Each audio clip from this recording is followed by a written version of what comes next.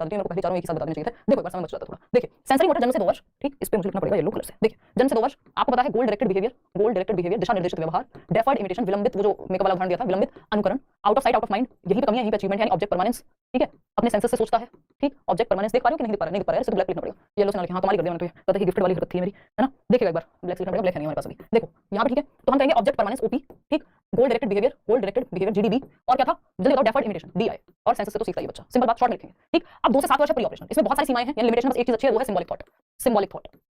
Symbol से सीखेगा, है ना। देख पा रहे हो या नहीं देख पा रहे, तो सुन लो या नहीं देख पा रहे तो दिख रहा है, तो देखो 2 से 7 वर्ष में और क्या था यहाँ पे आपका इरिवर्सिबल थिंकिंग रिवर्स नहीं कर पाता, बर्फ पानी बन सकती है, पानी बर्फ ये नहीं सोच पाएगा, लैक ऑफ कंजर्वेशन है, डिसेंटर नहीं कर पाता, सेंट्रेशन की प्रॉब्लम है, और क्या होता है, कंजर्वेशन की कमी होती है, लॉजिक की कमी होती है, लॉजिक भी नहीं आया, लैक ऑफ लॉजिक, कंक्रीट, देखो प्री ऑपरेशनल को पूर्व संक्रियात्मक कहते हैं, पूर्व संक्रियात्मक, सेंसरी मोटर को इंद्रिय गामक, कंक्रीट को मूर्त संक्रियात्मक कहते हैं, ठीक है जी। 7 से 11 की अगर मैं बात करूं तो यहाँ पे कंजर्वेशन अच्छी हो जाएगा, यानी संरक्षण का गुण, कि बर्फ पानी बन सकती है, पानी बर्फ बन सकता है, डिसेंटर कर पाएगा, ईगो सेंटर जाने लगेगा, यहाँ पे ईगो सेंटर होता है बच्चा, है ना, वो दूसरे पर्सपेक्टिव को नहीं समझ पाएगा, यानी ईगो सेंट्रिक है, ईगो सेंट्रिक थिंकिंग है, ठीक, खुद को सेंटर लगता है, कंजर्वेशन हुआ, क्लासिफिकेशन हुआ, सीरियशन हुआ, लॉजिक कंक्रीट चीजों को लेके ये सब आ जाएगा, इंडक्टिव रीजन सबसे पहले आ जाती है, जो आगमनात्मक चिंतन कह रहे हैं हम। फॉर्मल ऑपरेशनल है, मूर्त औपचारिक संक्रियात्मक, 11 से 15 साल मैक्सिमम डेवलपमेंट आपके ब्रेन का इस एज में हो जाता है, और मतलब एब्स्ट्रैक्ट थिंकिंग, अब मुश्किल सवाल फिजिक्स भी पढ़ने लगेगा, एब्स्ट्रैक्ट यानी अमूर्त, जो चीजें सामने नहीं है उनके बारे में भी सोचना, है ना, हाइपोथेसिस कर पाना, जैसे मैंने डेफ वाला कांसेप्ट बताया था, तो एब्स्ट्रैक्ट थिंकिंग वो कर पाएगा। और अगर हम बात करें किस चीज की, हाइपोथेटिको डिडक्टिव रीजनिंग, यानी हाइपोथेटिको डिडक्टिव रीजनिंग, यानी परिकल्पनात्मक निगमनात्मक चिंतन, यानी हाइपोथेसिस करके डिडक्टिव लॉजिक, यानी रूल से एग्जांपल की ओर अमूर्त चिंतन, ये 2 विशेषताएं हैं, adolescent ego centrism, personal fable नहीं होता है। एक और चीज उन्होंने बताई, बहुत इंपॉर्टेंट याद आ रहा है, कलेक्टिव मोनोलॉग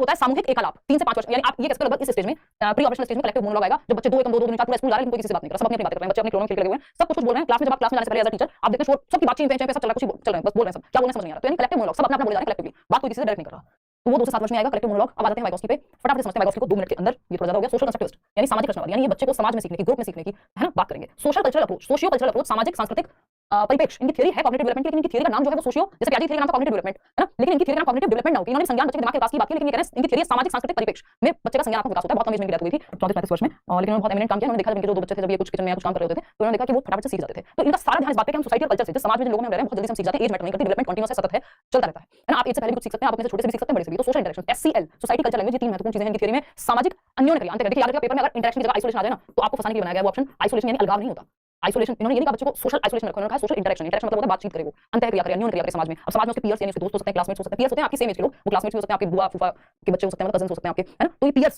सोशल इंटरेक्शन जो भी समाज में अपने से बड़ों से इंटरेक्ट करेगा तो 4 चीजें अच्छी सीखेगा। कुछ लोग बहुत कम उम्र में खाना बनाना सीख जा रहे हैं, कैसे देख रहे हैं वो आसपास करते हुए और इंटरेक्ट करते हुए सीख जा रहे हैं, ठीक है। कुछ लोगों को बड़े होते भी नहीं आया। कल्चर यानी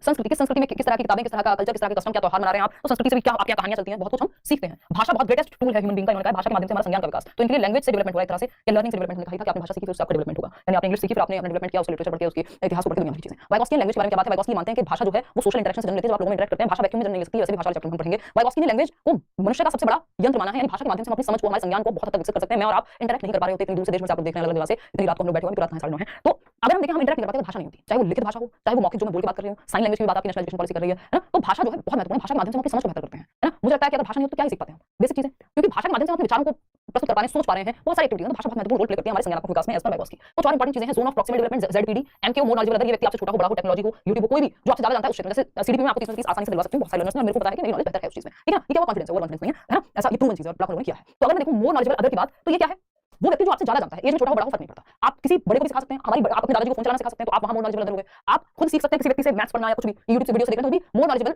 अदर का काम कर रही है वो वीडियो समय पे। ये मोर नॉलेजेबल अदर क्या करता है, इसका फोल्डिंग देता है।